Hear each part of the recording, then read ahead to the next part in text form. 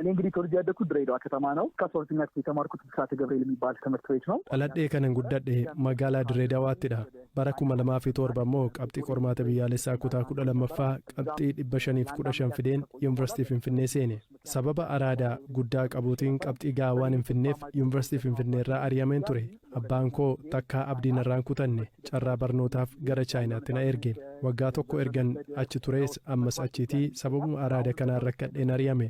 Ammas abbaan koo maallaqa liqeeffachuun meeshaa qabu gurguruun barnootaaf yeroo sadaffaaf Chaayinaatti deebisee na erge.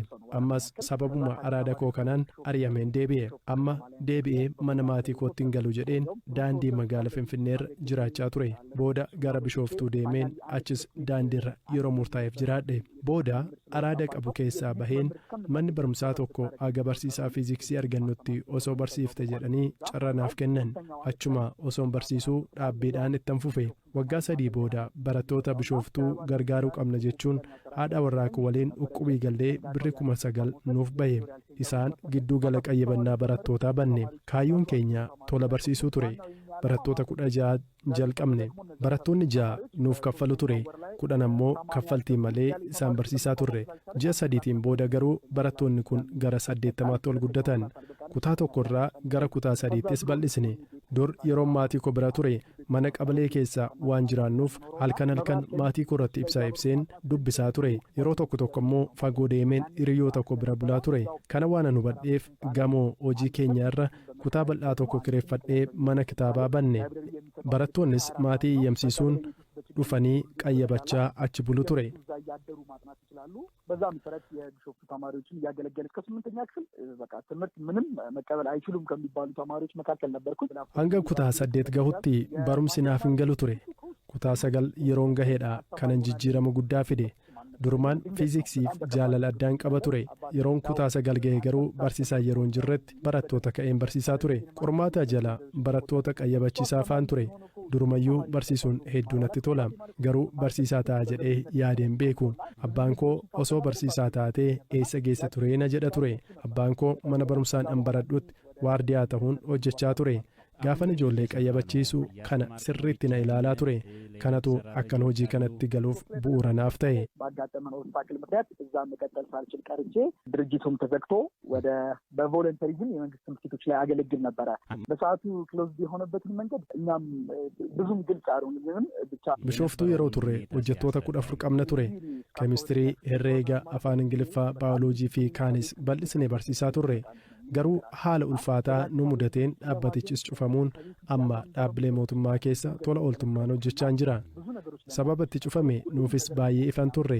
Cufii ajaja jedhutu nutti dhufe. Duubatti deebi'ee yoo ilaallu dur hanga yuunivarsiitii galutti maatii koo waliin jiraachaan ture. Manaa bahee jiraadheen beeku. Naamusa gaarii naman qabuun ture. Gaafan maatii biraa bahu waan mana keenyaatiin ala jiru hunduu haaraa natti ta'e. Yeroo kanadha yuunivarsiitii Finfinneetti araada hunda keessa kan hin gale. Gara Chaayinaa yeroon deeme garuu mataa koofis waadaa galeen deeme. Araadatti hin galu jedhee. Araadni kun baay'ee jireenya koo wajjin wal qabatee waan jiruuf dhiisuu hin dandeenyeen ture. Jireenya koo keessatti guyyaa addaati jedhee kanan yaadu guyyaa haadha warraa koo waliin wal bareedha. Yeroo sana erga nyaata nyaadhee guyyoonni 3 darbanii ture. Bishaanis hin dhugne. Isarratti ammoo ashiishiin fayyadamaa ture. Baay'ee beela'eera. Qarqara du'aa gaheen ture. Bishooftuu bakka namni na hin beeknetti du'uu koorraa Finfinnee iddoo namni xiqqoon na beekutti yoon du'e reeffa koollee maatii koof ergu jedheen gara Finfinneetti imalaa ture. Osoo imalarra jirruu araadni koo hamaa waan ta'eef sigaaraa ciccitee lafatti gatame barbaadee xuuxee deeba jedheen konkolaataarraa bu'ee xiqqoo achi fagaadhe. Yeroo sanatti poolisiin nama buusuun sakatta'aa ture. Yeroon deebi'u hunduu galanii taa'aniiru. Bakka korra namni biraa taa'ee jira waan ta'eef kaachifachuu hin dandeenye. Yeroo kanadha haadha warraa koo kana cinaa kan hin dhaqee taa'e. Osoo imallu seenaa koon itti hime. Isheenis mana dhiphoo tokko Finfinneetti kireeffattee narsiingii baratti. Hojii keessummeessuus ni hojjetti ture.